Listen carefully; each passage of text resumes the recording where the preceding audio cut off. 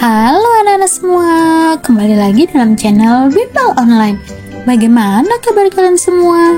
Semoga dimanapun kalian berada akan selalu sehat, tetap ceria, dan tentunya tambah semangat lagi belajarnya.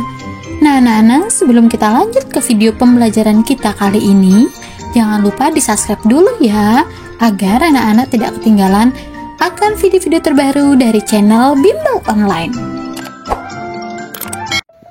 Anak-anak semua, di video pembelajaran kita kali ini, kita akan sama-sama membahas dan mempelajari mata pelajaran IPAS untuk kelas 6 kurikulum Merdeka. Kita akan sama-sama belajar di bab 3, yaitu pelesir keliling dunia di bagian topik B, perbedaan geografis negara-negara di dunia. Pembahasan kita kali ini ada di halaman 61 sampai dengan 67 di buku kalian. Nah, sekarang apakah Nana sudah siap? Kalau sudah siap, yuk kita langsung saja mulai pembahasannya. Perhatikan baik-baik ya. Sebelum kita mulai, adapun tujuan pembelajaran kali ini di topik B ini, yaitu yang pertama, anak-anak diharapkan mampu menemukan perbedaan kondisi geografis dari kelima contoh negara yang diberikan. Yang kedua, anak-anak dapat menjelaskan faktor yang mempengaruhi kondisi geografis suatu negara. Yang ketiga, anak-anak dapat menganalisis kaitan perbedaan kondisi geografis suatu negara dengan budayanya. Dan yang keempat, anak-anak dapat menyebutkan setidaknya 5 bentang alam populer di dunia. Mari kita mulai di topik B, perbedaan geografis negara-negara di dunia. Di sini ada beberapa pertanyaan esensial yang wajib kalian jawab. Untuk itu, yuk kakak akan bantu dulu menjawabnya. Yang pertama, apa saja yang mempengaruhi kondisi geografis suatu negara? Jawabannya, yang pertama, pergerakan lempeng bumi, kondisi iklim, dan pertumbuhan manusia. Yang kedua, apa saja bentang alam yang populer di dunia? Yang pertama, Gunung Everest, Nepal dan Tibet. Gunung Everest yang terletak di perbatasan antara Nepal dan Tibet adalah puncak tertinggi di dunia. Yang kedua, Sungai Nil di Mesir, Grand Canyon Amerika Serikat, dan Amazon Rainforest Amerika Selatan. Nomor 3, bagaimana kondisi geografis menentukan karakteristik dan perkembangan suatu negara? Nah, berikut ini beberapa contohnya. Yang pertama, aksesibilitas dan transportasi, yaitu posisi geografis suatu negara dapat mempengaruhi aksesibilitas ke pasar dunia. Yang kedua, sumber daya alam. Kondisi geografis mempengaruhi ketersediaan dan jenis sumber daya alam suatu negara. Misalnya seperti mineral, air, tanah subur, ataupun hutan. Yang ketiga, perubahan iklim dan bencana alam. Dan yang keempat, yaitu kondisi lingkungan. Kita baca percakapan teman-teman kita. Ada, dia ternyata di benua Eropa bagian utara. Wah, dia dekat kutub utara. Makanya kartu pos milik ibumu bergambar Aurora Borealis. Sini deh, aku tunjukkan tempat-tempat menakjubkan yang ada di duniaku. Dara, Mira, dan Banu masih penasaran tentang banyak negara di dunia. Lalu mereka menuju perpustakaan dan mencari Finlandia di peta dunia. Ternyata ada Aga dan Ian di perpustakaan. Lalu kelima sahabat ini mencoba mencari letak negara Finlandia di global. Nah sekarang yuk kita mencari tahu mengenal 5 negara di dunia. Nah ini akan kalian lakukan bersama guru dan teman-teman kalian di sekolah ya. Kemudian kita akan mencari tahu bentang alam di dunia. Tapi kakak akan menjelaskan sedikit penjelasan ya anak-anak. Nah mari kita mulai. Kita akan mengenal benua yang pertama, yaitu benua Asia. Benua Asia memiliki kenampakan alam yang cukup variatif. Ada kawasan yang berhawa sangat panas, tetapi ada pula kawasan yang sangat dingin. Ada daerah subur, ada pula daerah tandus. Benua Asia memiliki kawasan gurun, pegunungan, dataran tinggi, dataran rendah, pantai, serta hutan hujan tropis. Hal-hal tersebut membuat benua Asia memiliki kekayaan sumber daya alam yang beragam. Nah, secara geologis, benua Asia adalah satu-satunya wilayah di bumi yang merupakan tempat bertemunya 3 jalur pegunungan besar dunia, yaitu Pegunungan Muda Sirkum Mediterania, Pegunungan Muda Sirkum Pasifik, dan pegunungan Australia. Ketiga jalur tersebut bertemu dan berakhir di laut dan Kepulauan Banda, yaitu Indonesia.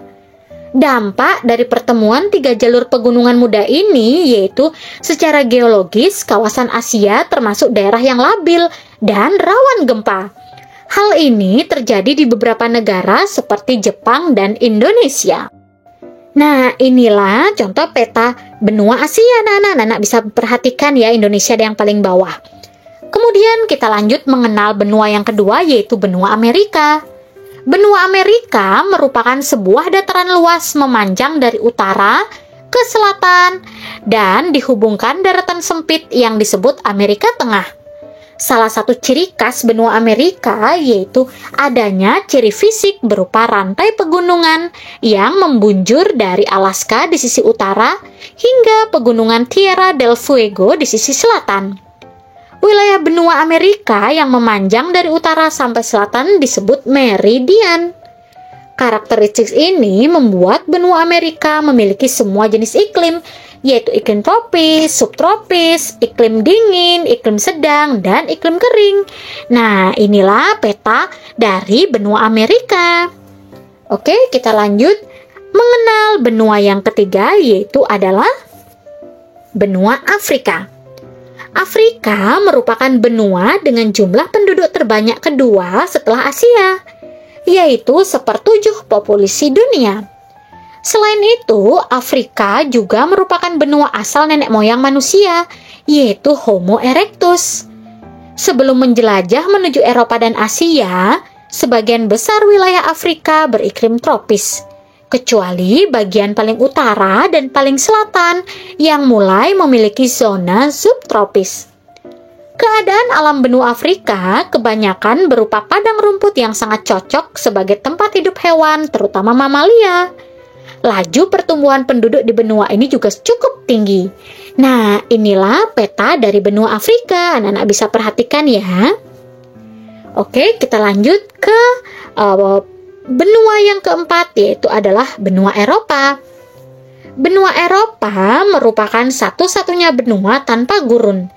Sebagian besar wilayahnya beriklim subtropis, kecuali negara di bagian selatan. Kondisi geografis benua Eropa cocok untuk beberapa jenis tanaman pangan seperti gandum, jagung, kentang, dan buah-buahan.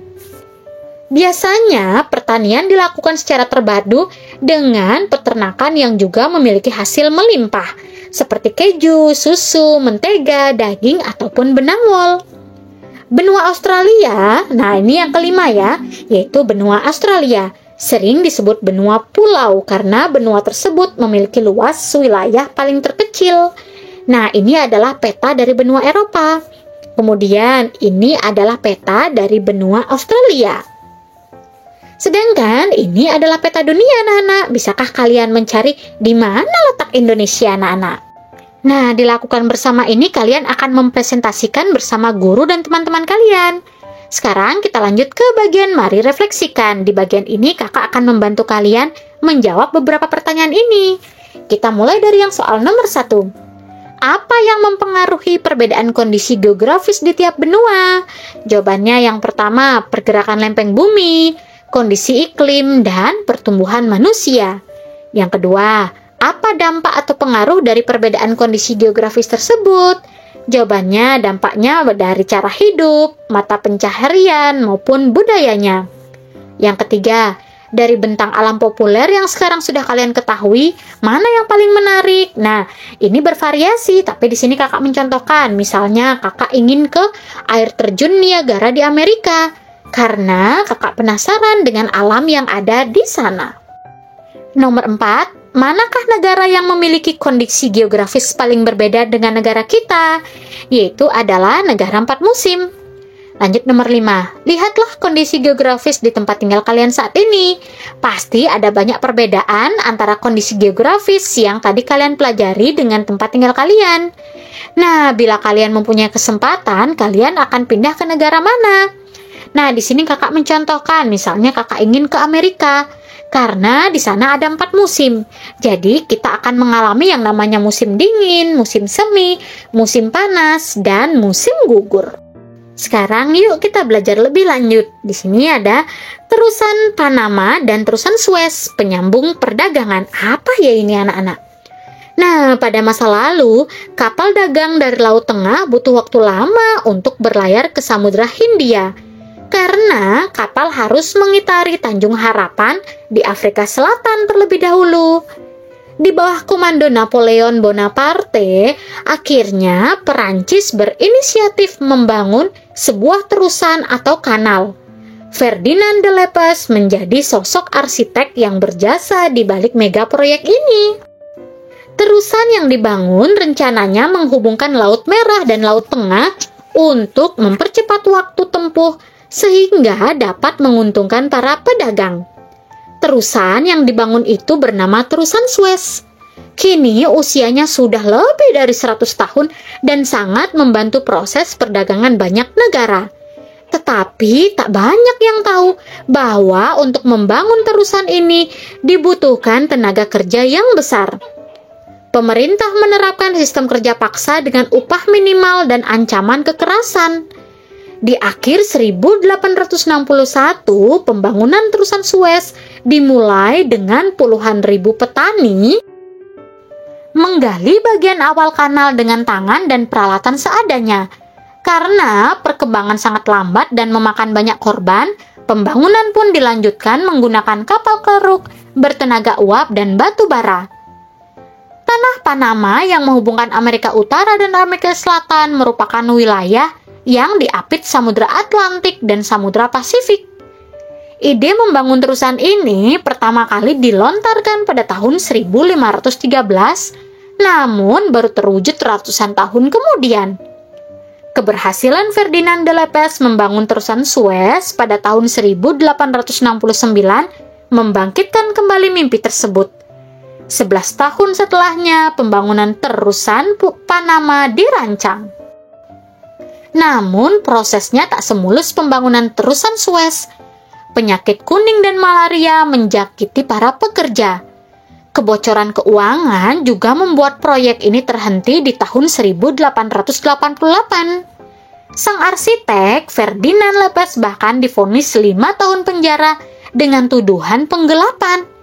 Ia baru menyelesaikan proyek itu sekitar 40% saja. Pembangunan terusan Panama juga melibatkan proses politik dengan campur tangan pemerintah Amerika Serikat. Hingga akhirnya terusan ini selesai dibangun pada tahun 1914 yang dipimpin Kolonel George Goethals. Keberhasilan pembangunan ini disebut-sebut sebagai kejayaan besar di dunia engineering. Teks yang kedua berjudul Tradisi Unik Berbagai Negara. Sini ada Tulip Time, sebuah tradisi tahunan di Belanda untuk menikmati bunga tulip yang sedang mekar. Acara tahunan ini dimulai sejak tahun 1929 dan terus berlangsung setiap tahun hingga kini. Selain menikmati bunga tulip yang sedang mekar, festival ini juga menyajikan berbagai pertunjukan tradisional khas Belanda, seperti tari klompen dan festival berbagai kuliner khas negeri kincir angin tersebut. Festival ini berlangsung dari akhir Maret hingga pertengahan Mei. Festival menikmati bunga yang sedang mekar ini juga dimiliki oleh Jepang dengan bunga sakuranya. Yang ketiga ada masyarakat nomaden, yaitu sering ditemui di kawasan gurun. Saat ini masih ada sekitar 30-40 juta orang yang menjalani hidup secara nomaden, artinya berpindah-pindah ya anak-anak nomaden itu. Sebagian di antaranya tinggal di wilayah gurun di benua Afrika. Ada suku Pokot yang hidup di Kenya dan Uganda. Mereka hidup berpindah sambil memelihara hewan ternak berupa sapi, domba, dan kambing. Ciri khas suku Pokot yaitu mengenakan pakaian dan aksesoris dari manik-manik. Bagian kelompok Pokot, cerita rakyat, pepatah, serta teki-teki merupakan bekal penting bagi pendidikan anak-anak mereka. Suku termahir dalam hal astronomi karena langit sangat bersih untuk diamati di gurun. Nah, di bagian memilih tantangan ini, kalian akan lakukan bersama guru dan teman-teman kalian karena ini akan praktek ya. Nah, yang terakhir, apa yang sudah aku pelajari di topik B kali ini? Yang pertama, Pergerakan lempeng dan cuaca serta kondisi iklim merupakan faktor penting yang mempengaruhi kondisi geografis suatu negara. Ciri serupa beberapa negara yang berdekatan dapat menjadi ciri geografis sebuah benua. Selain faktor alam, laju penduduk dan perilaku manusia juga berpengaruh. Laju pertumbuhan penduduk yang tidak terkendali membuat manusia butuh lebih banyak lahan untuk tempat tinggal. Selain tempat tinggal, manusia juga butuh membuka lahan untuk pertanian, industri, perkantoran, dan sebagainya. Benua Eropa, Asia, dan Afrika memiliki karakteristik geografis yang berbeda. Hal tersebut akan membawa pengaruh pada mata pencaharian mereka.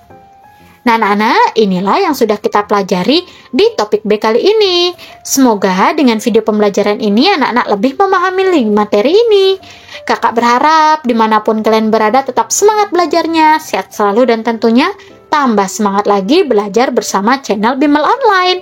Dan jika kalian masih kebingungan, kalian bisa putar kembali video ini atau kalian lihat mata pelajaran lain yang ada di daftar playlist. Nanti disesuaikan saja dengan kelas kalian masing-masing. Nah, anak-anak, thanks for watching. See you next time. Bye-bye.